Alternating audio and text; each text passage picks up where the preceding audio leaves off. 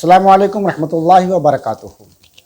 Samajwadi party चुनाव कैसे हार गई, खुद अखिलेश यादव को भले ही इस बात की फिक्र ना हो, लेकिन नाम नेहाद फर्जी सेकुलरिज्म के ठेकेदारों ने ये तय कर लिया है कि एमआईएम ने समाजवादी पार्टी की नैया डुबोई है।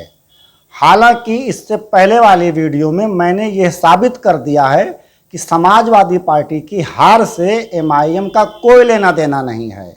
जमहूरियत में सभी को अपनी बात रखने का पूरा हक है, इसलिए जिसकी जो मर्जी कहे, लेकिन सच्चाई यह है कि अखिलेश यादव अपनी हार के लिए खुद जिम्मेदार हैं। साथ ही बीजेपी को हराने का उनका दावा भी बेबुनियाद साबित हो गया। उम्मीद है कि अखिलेश यादव होश के नाखून लेंगे और आइंदा 2024 के पार्लिमानी इलेक्शन में 7% यादव वोट बैंक का रोब नहीं दिखाएंगे, क्योंकि इस इलेक्शन में यह बात बिल्कुल वाज़ेह हो चुकी है कि मुसलमानों के सिवा अखिलेश यादव के पास अपना कोई वोट बैंक नहीं है और बहुत मुमकिन है कि इस इलेक्शन के बाद अब दोबारा मुसलमान भी समाजवादी पार्टी के साथ हरगिज़ ना जाए।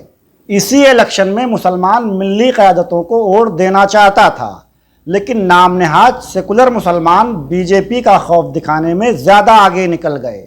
बहरहाल अब हमेशा ऐसा नहीं होगा, क्योंकि मुसलमान अब जान चुका है कि सेकुलरिज्म के नाम पर नाम नेहाद सेकुलर पार्टियां मुसलमानों को बेवकूफ़ बनाने का काम करती हैं।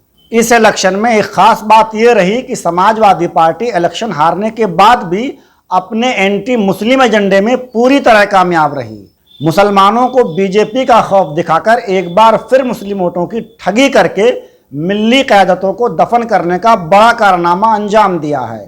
ये पहली बार नहीं है जब अखिलेश यादव बीजेपी को हराने में नाकाम हुए हैं। इससे पहले भी 2014 से लगातार समाजवादी पार्टी इसी दावे के साथ इलेक्शन में हिस्सा लेती रही है कि वो भाजपा को हरा रही है। इसलिए सेकुलरिज्म को बचाने के लिए मुसलमान वोट दें, और अखिलेश यादव के इसी फर्जी सेकुलर जाल में फंसकर मुसलमान पिछले 4 इलेक्शन से मुसलसल ठगी का शिकार होता आ रहा है। मेरे ख्याल में समाजवादी पार्टी चुनाव क्यों हारी, मुसलमानों को इससे कोई सरोकार नहीं होना चाहिए।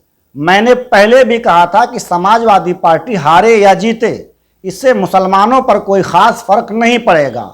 इसलिए मुझे नहीं लगता कि समाजवादी के हार की वजूहात तलाश करने में हमें अपना कीमती वक्त बर्बाद करना चाहिए। अखिलेश यादव चुनाव हारे हैं, वो अपने हार की वजह भी खुद तलाश कर लेंगे। फिलहाल मुसलमानों को ये फिक्र होनी चाहिए कि सेकुलरिज्म को बचाने की लड़ाई हम अकेले ही क्यों लड़ें। अगर आप हमारे चैनल पर नए हैं तो हमारे चैनल को अभी सब्सक्राइब कर लें और साथ वाले बेल के आइकन पर क्लिक करके नई आने वाली वीडियो की नोटिफिकेशन बर वक्त हासिल करें। जिस सेकुलर ढांचे को बचाने के चक्कर में मुसलमानों ने अपना वजूद खो दिया, इससे मुसलमानों का क्या भला हुआ। इसलिए मेरा मानना है कि मुसलमानों को सबसे पहले अपने वजूद की लड़ाई लड़ने की ज़रूरत है, फिर उसके बाद जिसको इस मुल्क और इस मुल्क के आइन से मोहब्बत होगी वो मुसलमानों से समझौता करेगा।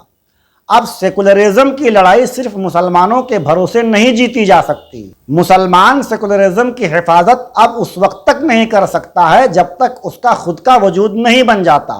अभी भी इस मुल्क में आइन और कानून जिंदा है, भले ही ज़मीनी सतह पर इसका इम्प्लीमेंट सेलेक्टिव होता हो, लेकिन अगर मजबूती से कानूनी लड़ाई लड़ी जाए तो अभी भी चांस है कि मुसलमान इस मुल्क में अपना वजूद बचा लेंगे। लेकिन इसके लिए ज़रूरी है कि सबसे पहले बहैसियत एक फ़रीक खुद को तस्लीम करवाया जाए, और जमहूरियत में वोट बैंक ही वाहिद वो हथियार है जिसके ज़रिया खुद को मनवाया जा सकता है। ये बात भी तय है कि अब मुसलमानों के पास इसके अलावा कोई चारा भी नहीं बचा है। करना यही पड़ेगा, चाहे आज करें या 100 साल बाद। आज की वीडियो में बस इतना ही। अगर अभी तक आपने हमारा चैनल सब्सक्राइब नहीं किया तो फ़ौरन कर लीजिए और फेसबुक पेज को भी लाइक करके हमारी इस सियासी बेदारी मुहिम का हिस्सा बने। शुक्रिया।